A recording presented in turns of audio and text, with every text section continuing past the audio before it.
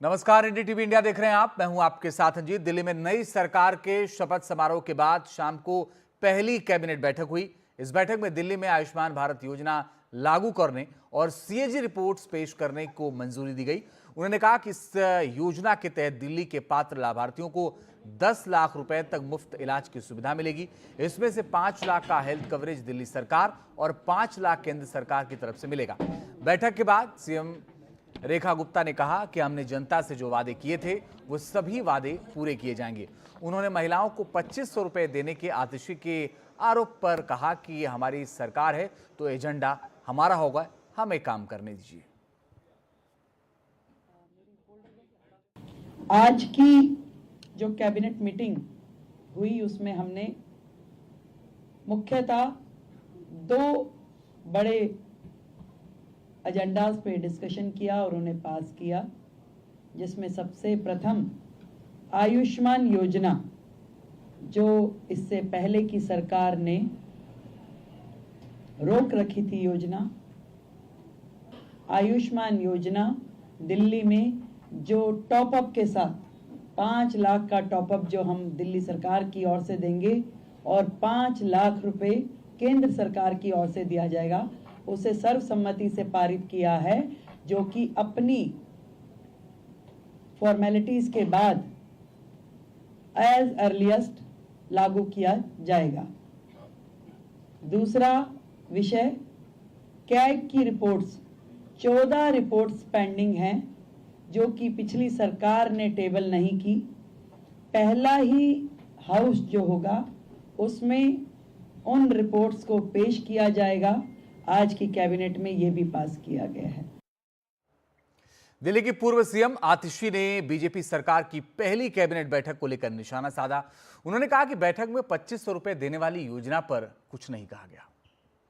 Bharatiya Janata party ने दिल्ली की महिलाओं से वादा किया था कि पहली कैबिनेट की मीटिंग में 2500 रुपए प्रति माह की योजना जो दिल्ली के हर महिला को मिलनी है वो पास होगी।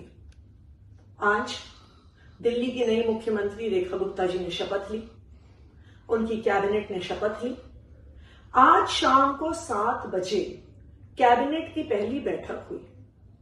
दिल्ली की सभी महिलाएं इंतजार कर रही थी कि इस बैठक में 2500 रुपए प्रति माह की योजना पास होगी। और ज्यादा जानकारी के लिए चलते हैं सहयोगी प्रशांत के पास।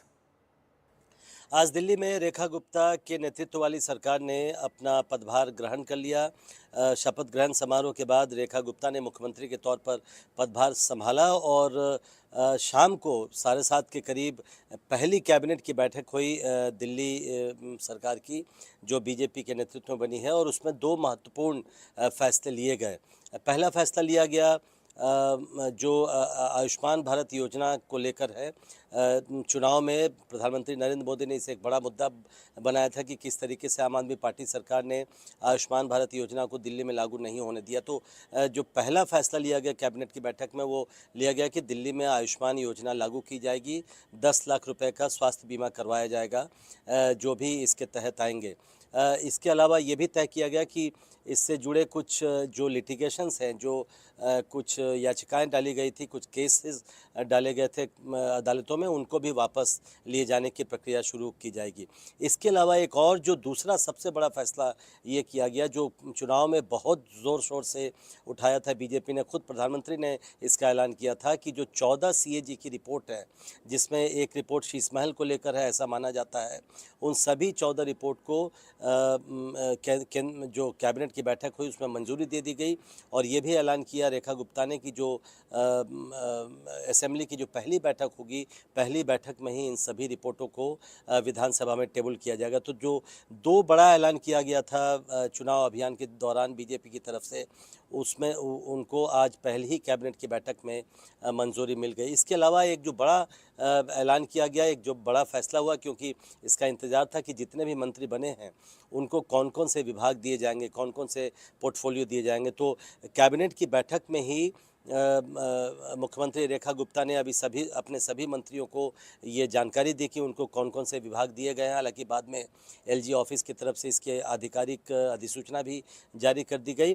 तो जो विभाग बांटे गए हैं उसमें जो सबसे महत्वपूर्ण विभाग हैं, जाहिर तौर पर जो सामान्य प्रशासन है, इसके अलावा जो रेवेन्यू का डिपार्टमेंट है या वित्त विभाग है, ये सभी मुख्यमंत्री रेखा गुप्ता ने अपने पास रखे हैं। जो आमतौर पर होता है, जो 4 प्रमुख डिपार्टमेंट होते हैं दिल्ली सरकार में, जनरल एडमिनिस्ट्रेशन सामान्य प्रशासन का, सेवा का, वित्त का और राजस्व का, ये सभी रेखा गुप्ता ने अपने पास रखे हैं। इसके अलावा 6 और विभाग उनके पास रखे गए हैं। तो कुल मिलाकर 10 विभाग उनके पास हैं। और ये भी लिखा गया है कि जो ऐसे विभाग जो किसी और मंत्री को नहीं दिए गए हैं वो भी रेखा गुप्ता ही संभालेंगे। इसके अलावा वरीयता क्रम में अगर हम देखें तो प्रवेश वर्मा को दूसरी वरीयता दी गई है, वो दूसरे नंबर पर आते हैं। और उन्हें भी 2 महत्वपूर्ण मंत्रालय दिए गए हैं। कुछ और मंत्रालयों के अलावा उन्हें पीडब्ल्यूडी का इंचार्ज बनाया गया है, पीडब्ल्यूडी मंत्रालय उन्हें दिया गया है और जल विभाग भी उन्हें सौंपा गया है।